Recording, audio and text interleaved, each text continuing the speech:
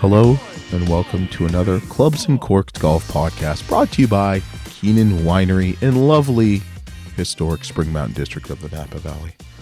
I am Luke Taylor. He is Ben Curtis. I'm here. She is Jennifer. And the 62 pronouns is Bernice. There's 62 different pronouns. I thought there was like 80-something. Well, there might be more. It's probably a thing to keep changing them. Yeah. What would you think the claret jug is, a male or a female? I don't know. I mean, I called it Bernice, so I think it's a female. You're calling it a female, but whatever. Do you like the name Bernice? It's okay. Yeah. Okay. Kind of. I think you were just trying to be funny and make it sound like that's what my female name would be. No, I never thought that because it's British, and Bernice is a very nice, pleasurable name in Britain. Is it? The Queen. Queen Bernice. Bernice Claret. Is she Bernice? No, she's not. I was going to say. Close Isn't she Elizabeth? Yeah, same damn thing. It's like George or Elizabeth over there. Yeah, George or Elizabeth. David. So, what are we talking about today? So just wait. We got to just remember we're going to do this in the beginning because I always wait till the end. Okay. Don't forget to subscribe, rate, and review. That only helps us. It increases our exposure with 2 seconds of your life. Subscribe and then rate and review. 5 stars is appreciated. I have not gone to anybody's house to pee on their poop on their lawn yet. Well, please don't. No, I won't. I'm favorable. Also, follow us on Instagram and Facebook. And if you want some more bonus content, and thanks to all our supporters on Patreon, we're going to have some tips eventually once the weather gets nice. www.patreon.com/clubs and corks. You mean you don't like the snow we had last weekend? It's just like I'm still trying to get off the initial shock of CPO, cart path only in Alabama. Yeah, you're no upset. I walked 3 holes yesterday with Lily. It was nice yesterday. Yeah, it was nice. It's supposed to be really nice tomorrow. Yeah, but it's going to rain fucking 3 inches today. I know. I got to aerate. I got to get my grass like Augusta. You better have some good chemicals. Yeah, I know. What should I be working on right now, game-wise? Like what? I mean, I know it's early season. Well, what should I be doing other than losing weight? I knew you were thinking flexibility. Yeah, fuck that. Neil, I hope you're not listening. I know I haven't come back. Well, if you're going to make a change in your swing, now's a good time. Yeah, so you can somewhat get used to it. But I think, what kind of change would you make? I mean, I think set goals is a good thing right now. Yeah, we talk about that. I know, every year. But it's important. If you don't have it written down somewhere, and you don't, trying to achieve something, or maybe your goal is to shoot in the 70s, right? So you just put it up there, but. Just stuff like that. My goal is to shoot in the 70s. If you want to work on your 1st. game, work on rhythm, tempo, short game, obviously, but yeah. Why do people have 30 putters talking about working on the game? Do you see some people, they have 8 putters and 10 putters and 20 putters? Who are you talking about? Tour players or just regular people? Just regular Joes. Because they're trying to find that secret formula or the secret sauce. Secret sauce. It just, I think the thing is find a putter you like, that you like the weight and the look of it, because that's a big, big thing. Mm-hmm. If you don't like the way it looks, you're probably not going to stroke it well, because you're just not comfortable with what's in your hand. If it's too light or heavy for you, same thing. Yeah, you're not going to make that consistent stroke just because you don't like the feel of it. Yeah. But why do people have 8 of them? I don't know. You said stroke, in your hand, feel, big, large. Those are all adjectives that would be described me. There we go. Yeah, just being honest. Sorry, everybody. No. Well, you brought it out. I did not. Yes, you took it there. So why do all these people have putters? I've got one putter, and how often should you switch your putter? Well, I mean, shoot, I used one for several years. Yeah. Every time I changed is because they had new stuff coming out, or maybe I was struggling a little bit and just wanted to change it up. But a lot of times I went back to my bread and butter, And every putter I have in my basement is a Newport too, just different variations. Really? Different weights. Different How many putters colors. do you have? I don't know. There's probably 30 of them now. But some guys go, shoot, KJ Choi won that one event, Congressional, and he used a different set of irons every day. So, some guys just like to tinker. I was not a big tinker. Once I got it and comfortable with, because let's face it, you test out 15 different drivers and you give me one, it looks good on the numbers, but let's say you accidentally give me the one that's not perfect for me, I'll find a way to hit it. Like the tour guy, everybody will adjust their swing or their stroke to what's in their hands. Mm-hmm. So first of all, find out what type of stroke you like. You like square to square, you like open to close, or open to square. So you just got to find what you like, and then you adjust to the type of putter that's. Yeah. I don't like these mallet putters, the big. I don't like so you like to roll the face a little bit, like to open. Yeah. Open to close. Yeah. Then you know that, so don't even think about looking at mallet putters. No, I'm not saying I am. I've had the same putter for like 20 years. Yeah. White hot, baby. Odyssey. If you like it, like it. Yeah. But do you like putters die? Like No. Not if you beat the shit out of it. Now the technology's different, right? And it might help you get the ball rolling, but it shouldn't change that much. Yeah. But clubs, it seems like clubs, the new technology is better. Well, yeah. they adjust the lofts, the bounce on them, the look, the material, right? Yeah. Some of the far some of these guys are hitting it. It's just, I know. They get the face hot and they're able to get better with the grooves and control the spin. They're just putting so much research into it. It's crazy. Yeah.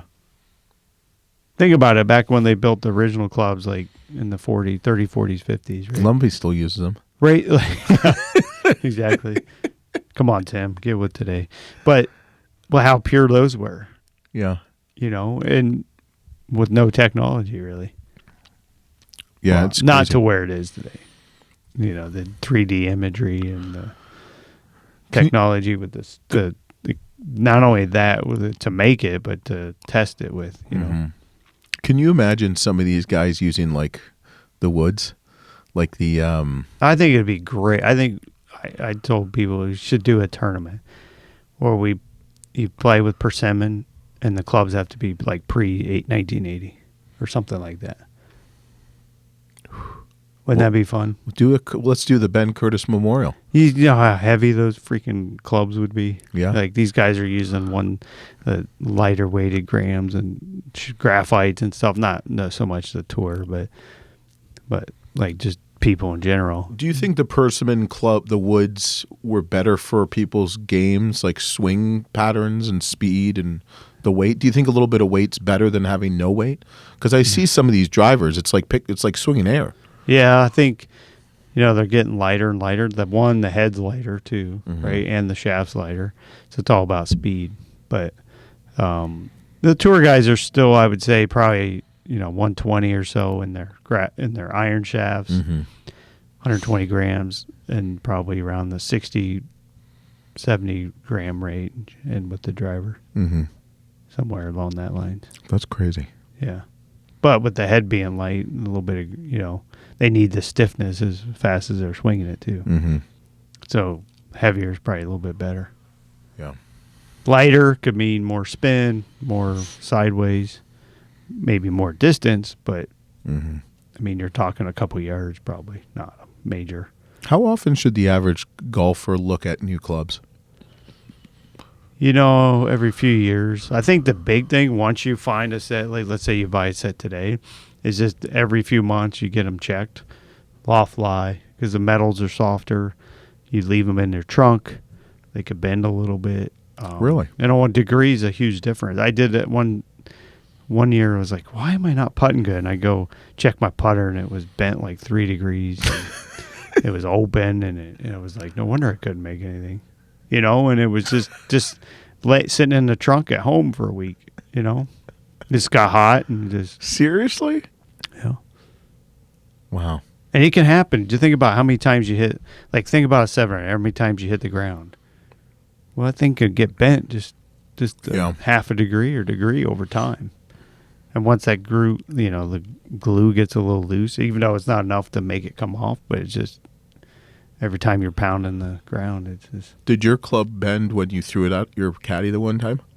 Oh yeah, I remember one time I was at San Diego and then playing the North course and played pretty good the first day and a half, but I was putting like crap. I was hitting it pretty good, and I 3-putted a par 5 number 1. So we made the turn. This is Friday, and I kind of was walking off the green. My bag was like 15 feet away, and I just kind of tossed it.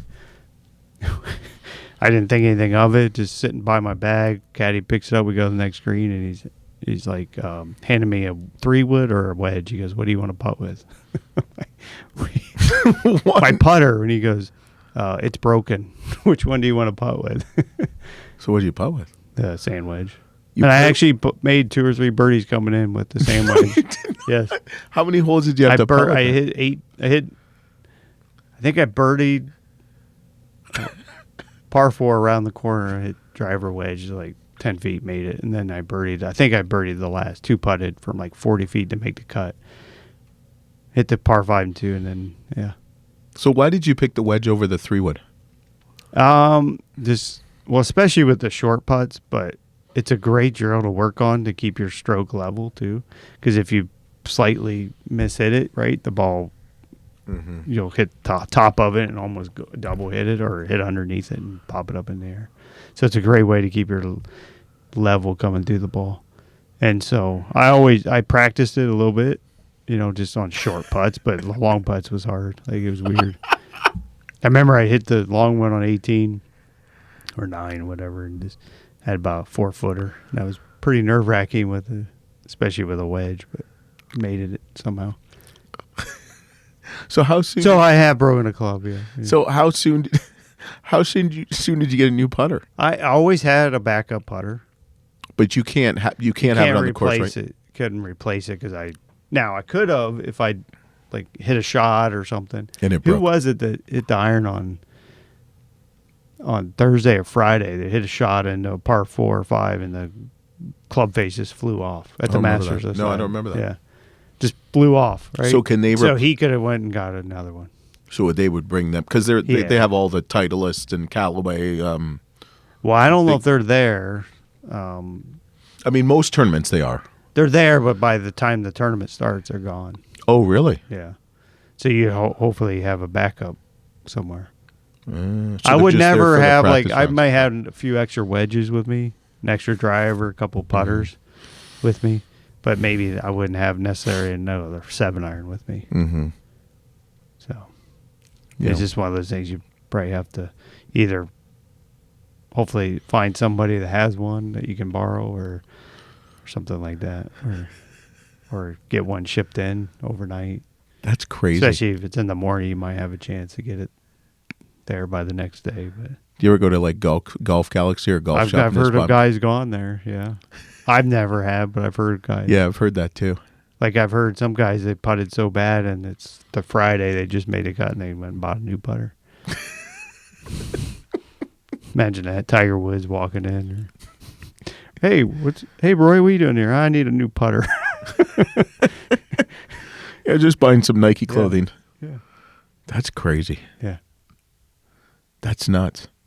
Have you ever broken another club, like a driver, like just as broken on the thing? I played the All-American tournament when I was in college. It was November out in El Paso, Texas. El Paso. Very first hole. Teed up, hit my driver, and the club head just went flying.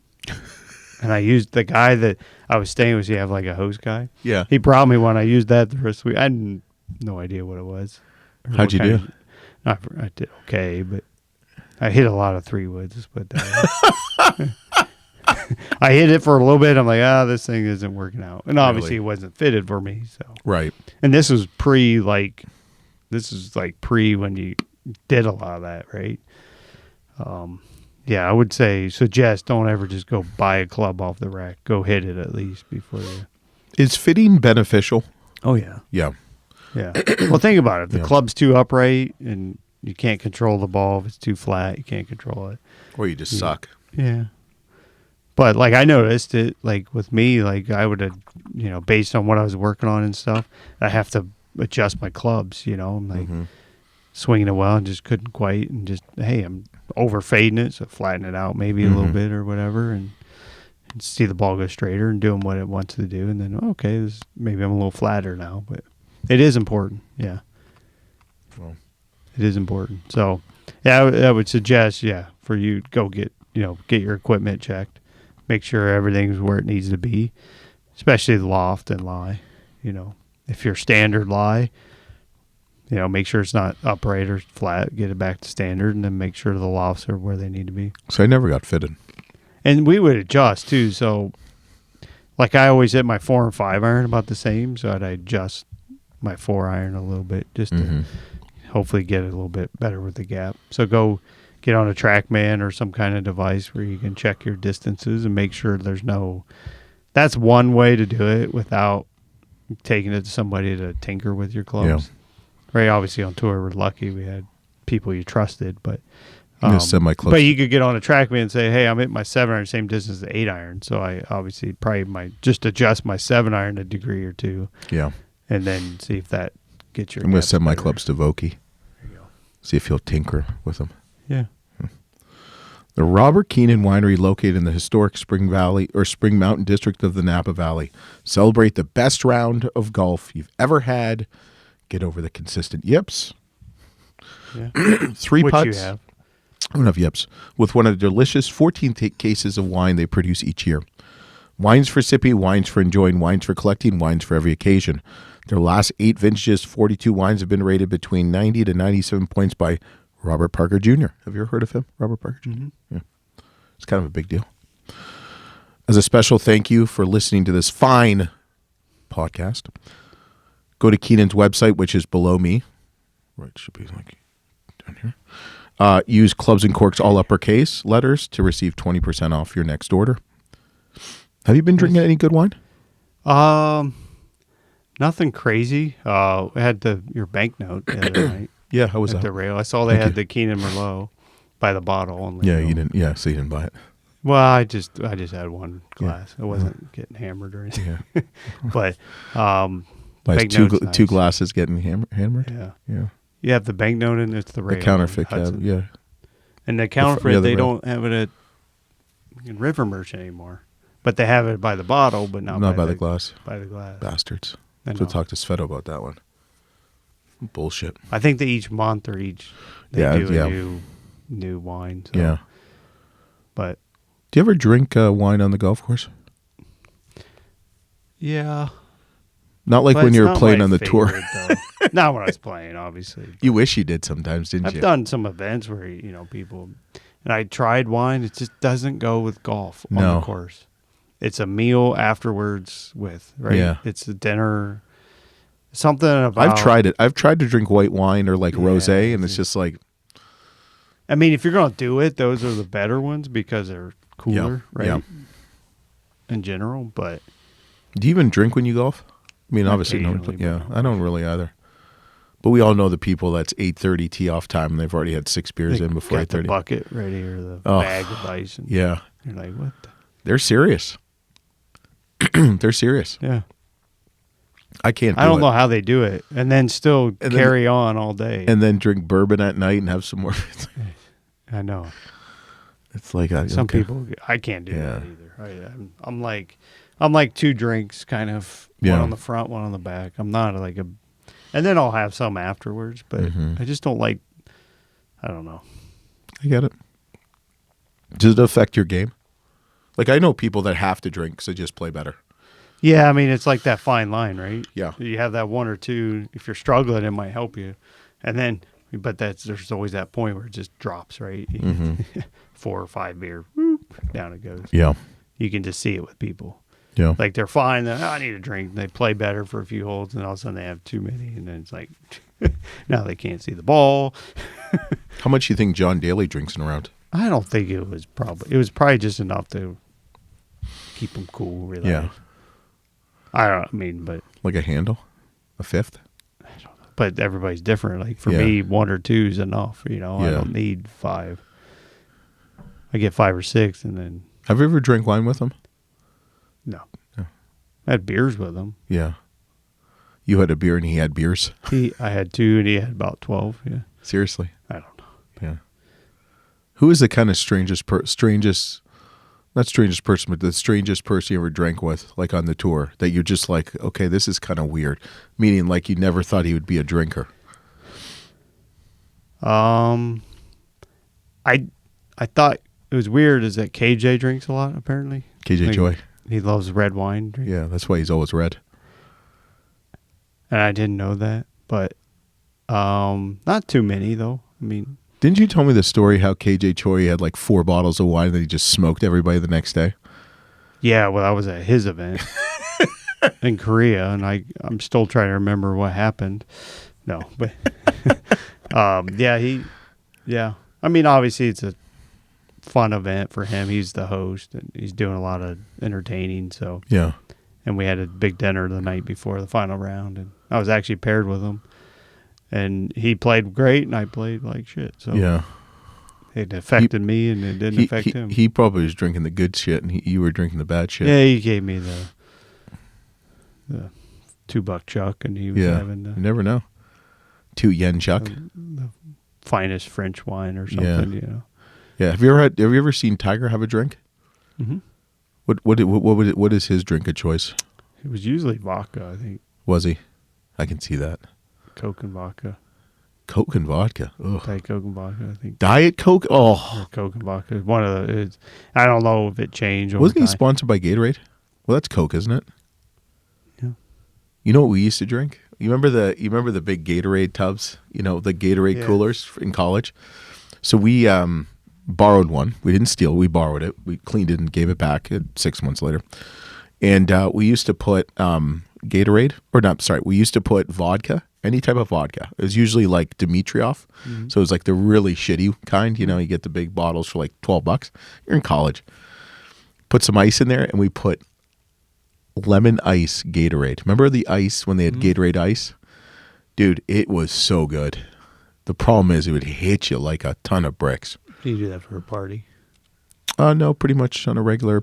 Yeah, It was like your okay.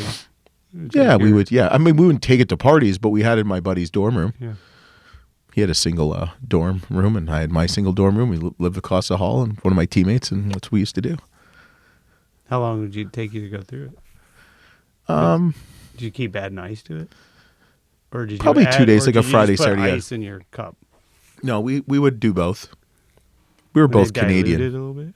It would, but it was. So you can drink more of it. Yeah, I mean, it's whatever. I mean, you know, Canadians aren't the smartest. Well, you're 18 years old, 19 years old too, right? Can't drink when you're 18 and 19. It was only when I was 21. That was weird when I came to the States because 19's legal age. Right. And then I can't go out. So we got the fake ID from Yonge Street in downtown Toronto for like $25-$30. And first bar or club I went into in Chicago, he looked at it and he said, "Let me go get the book." And I just booked it. I'm like, fuck. Never got to use it. How much did you spend on that? Like $35-$40. Yeah. But you know what I mean? Like it was worth it, right? It was. It was. I had to run. Well, I mean, it's like, you know, I was with guys that were 21, some teammates, and it's like he's like, run. Well, he's like, I'm gonna get the book because they had a book of like all the different states and like provinces. Like, you were going to the wrong establishment. Yeah, it was like I had my where was it? It was either Newfoundland or New Brunswick was my Nova Scotia maybe. You know, but was it your name though? Yeah, my name, so my somebody's photo, out there with a Luke Taylor. Yeah, it's like huge. New Brunswick. It was like twice the size of a regular thing, and I'm like, you know, this. You go upstairs and he does them right there, and you just went to the wrong bar where they, you know. Yeah. When is your golf outing? August. I think it's 6th. I'm getting confused, or 5th. I think it was the 6th last year. It's the first Friday of August. The 5th. Sweet, I can be there. If I'm invited. Well, I just got to pay for it. Yeah, well, of course I'm invited. You looking forward to that? Yeah, it's always a great event. It's a lot of fun, and we sell out. You seem like it's a really good event. No, it's like, really good. I love it. It's really good. That's what it sounds like. My head hurts. Well, I'm trying to help you here. I know. I'm excited. I've never been in it. Yeah, it's fun. It's a Ron lot of Stanley. fun. I might play with Ron Stanley. Yeah, he's there every year. Yeah, plays. And he. So can people like sign up by themselves? I think so. Yeah, because we're almost sold out, right? Are you kidding me? Yeah. We just put it out too. Oh shit. Well, so like, would you pair me with somebody? Yeah. Like by myself, you're gonna start the night, dude. Yeah, we have a 1:00 shotgun, but Luke, you're gonna play at 8:00. We changed the event. Yeah. We're at 2 different courses. Yeah. Where's it at? Oh, it's at the country Hudson in New York. Is that Country Club of Hudson? Yeah. Cool. Country Club of Hudson, August, I think 5th. It's my son's the 6th birthday, and that's Saturday. And then we're flying to Greece on the 7th. I think last year was the 6th. I get confused, but dude, I'm gonna have a great week. I'm gonna have the 5th. I'll have your tournament. The 6th is my Jack's 7th birthday, and then on the 7th, the next day, we fly to Greece. Melissa and I. Nice. Yeah. Just the two of you. Just the two of us. Man, you can make going all over the world. 2 of us, you and golf I. trips. I've only been at one golf trip. Greece. We were supposed to go to Greece for our 10-year anniversary. Pinehurst, and then you went. I went to Bandon last year. That was Pinehurst was 2 years ago. We were supposed to go to Greece on our 10-year anniversary, so we're going to go on our 17th. Nice. You know, nothing like waiting 7 years. Well, it's kind of tough when you have kids in life. Well, that's true. You know. So who's going to watch the kids? Who cares? Oh, I didn't tell you. On their own. I didn't tell you guys, did I? Thanks. All right, Addie, our daughter. Yeah, she's only a year older than Lily. That's true. That'll be fun. Yeah.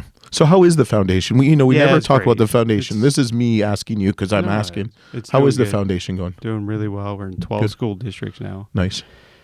About 6,000 bags a month, so it's just crazy. And the needs is only going to continue.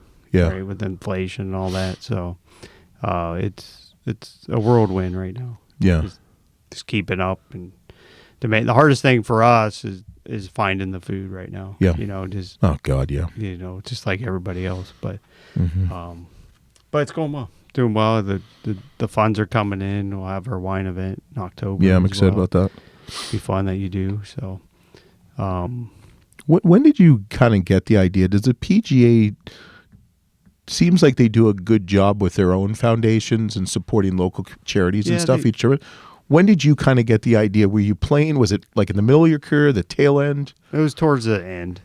When Ben had success and was able to put some money aside for it, that we decided to do it. It was about 2010 that we really started thinking about it, and then just took a while just to kind of figure out what we wanted to do. And then that 2012 is when we began the foundation, and it took a couple of years. We thought about diabetes, we thought about other healthcare stuff, but we wanted to kind of involve the kids and stuff because we had our young kids too. That's what I was kind of wondering where that did someone else, like did another pro, did you kind of not morph, not copy, but kind of use someone else's inspiration? Not really. I mean, there's a group called Blessings in a Backpack. It's kind of similar, but we do it totally different. They do it once a week, and it's packaged meals. Ours are, what we can find through the food bank and stuff like that, and we give it out once a month. And we have our own bags versus like they got like one of them nice little shopping bags. Ours is just a t-shirt bag. Yeah, that's right. Logo on it. So it's just a little bit different, but and we pack them ourselves versus just getting the meals and putting them in a bag, So it's different. You guys are really hands-on. You guys do a good job. And my wife Candace, she does an amazing job, and Sarah and Diane. Yeah. And I'm the deciding factor. Anne was at the Masters. Yeah, she went for 4 days. Yeah. We saw her on Wednesday. They were heading down right after. Did Herbie go? No, he didn't. He got invited, but I guess just couldn't find a place to stay. That's, last minute, you're going to struggle. Like, how soon do you have to, find a place? I mean, it was pretty early. Well, because they have the lottery. Right. And once that lottery comes out, you got to, boom. Yeah. Couldn't stay with, Mackenzie or Corey?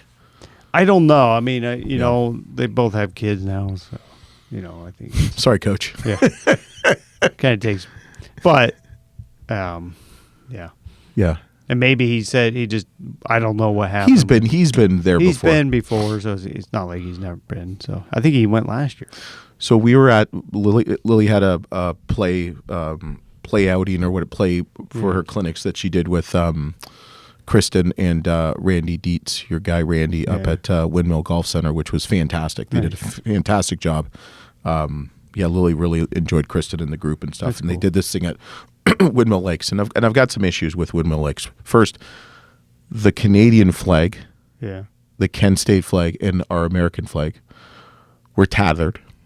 Okay, you need to talk to Herbie about putting those in the winter or replacing them. But you can tell. Okay. Your rocks, you have 2 rocks there. They need to be cleaned up a little bit. Well, it is. Yeah. Season hadn't started yet. So. Do they clean them? Do I need to go over there? Yeah. I'll put my I'm French sure if you go in. say I'm going to go clean him, he wouldn't stop. Oh, yeah, he's Canadian. I know how it works. Yeah. But great place. I played the course maybe 17, 18 years ago. It's a nice course for a college. I mean, it is. I mean, it's a nice. I was impressed. Yeah, it's a good golf course. I mean, trees have gotten bigger, so I think they have to cut a few as time goes on. But but that's the move every golf course. But that's the move every golf course doing. They're just trying to cut everything. Well, I don't like it. I get it, but I don't like it. I like it because the courses are in better shape.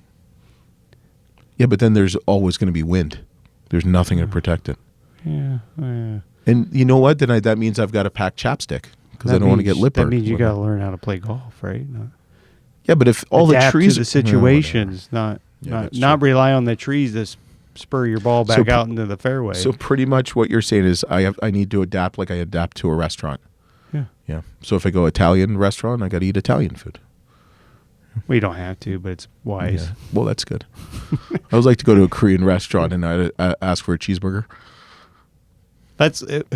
Tell us a funny story about Ricky Elliott, who we had on. Yeah. And one year kids were little, Candace and I, and the kids were, hey, we're going to come down for New Year's and we still had our place in Orlando, Lake Nona. And I called Ricky up and said, hey, let's go out to dinner New Year's Eve, and then we'll go, go hang out at our house or whatever. Do something. You got any plans? He's like, no, we'll do it. So I said, Ricky, you can pick the place. You pick it. Let us know where we want, make a reservation if you can. And so there was like 8 of us with, I think Graham McDowell was there, and then our buddy Kevin Vance, they lived down the street, Ricky and us, Candace and I, and whatever. We had a sitter, and we go to Bonefish. He picks Bonefish. Perfect. 10 minutes away. So we get there, and everybody's ordering, eating, and I look over, and he's fucking eating a burger. Bonefish. You pick the place. He goes, well, actually, this burger's pretty damn good. So, are you surprised? What, with Ricky? Yeah. No, he's Irish, so I mean, they eat a lot of fried fish or burgers. And does Ricky and Graham travel together? No. They would. Has he ever caddied for him? I don't think so. No. I don't actually. I don't think so. Do you want to have someone that close to you as your caddy? Because it's funny how you see different good caddies, and bad, right? It's good. I mean, your caddy, I don't think it's a long term. Yeah, but even your caddy, like Andy, didn't know who the hell you were, and that was probably. And I knew Ricky, but we weren't like best buds. We weren't college teammates or anything. Yeah, but you know each other. Like Corey Connor's caddy, Danny Saul, who I went to school with, played with. The greatest driving range All-American. I heard he was phenomenal on the driving range. Oh yeah. Can we get him on the podcast? I heard he's a hoot. Yeah, we could probably. Yeah, that's what Randy Dietz said. You got to have him on the podcast. Yeah. So if he's that good on the driving range, why would you? Mills had Randy Dietz, and they were best buds, right? I mean, they came in together, same class. Yeah, that's right. That's what he was saying. Yeah, but it worked, right? I mean, you see more fallouts when it comes like that. Yeah, because think about it. It's like when you go into business with your best friend, right? Yeah. Yeah. No, I understand it. And it's got to be a tough thing because, I mean, for Ricky, you tried to fire him for 3 years. Yeah. Or 2. It's tough. Yeah. It's tough because, they're human being. They're or like friend. What about Patrick Reed and his brother-in-law? What happened to them? Did they split? No, they're still together. But, I mean, that's got to be. Or like Dustin Johnson, his brother. Patrick Reed's wife's like, hey, you're going to have him as I don't know. If you want to stay married to me, you got to. Yeah. But then Nick Valdo had that lovely lady. Just, it's not Vicky. What's her name? Oh, yeah. You probably have met her. Oh, yeah. What's her name? She caddied for Stenson forever, too. She did? Yes. That she did, didn't she? You would know her well then. Oh, jeez. What is her name? She British? I think so. Mm-hmm. Scottish or British, one of the two. Fanny? I think it is Fanny. Was it Fanny? Yeah. It's Fanny. You've met her how many times? Oh, fucking 50. 100. I don't know. I haven't seen her forever, though. Yeah. Like, I don't think she's... No. I mean, she's got to be 60. The only one that's kind of older that's still caddying is Duff. Or is it Duff? No, Fluff. it's Fluff. Duff, Fluff. That's what we call farts in our house, Fluffs. Yeah. Is he doing the cart, though, a lot now with Furyk, though? When I was there last year, he was walking. Shuffling his feet. Yeah, he looked pretty guy, good. Though. He's a great guy. But I mean, when does like Jim Furyk finally say to him, like, dude, you just need to... I don't know. But I mean, in the senior tour, it's probably like, you know what? Yeah.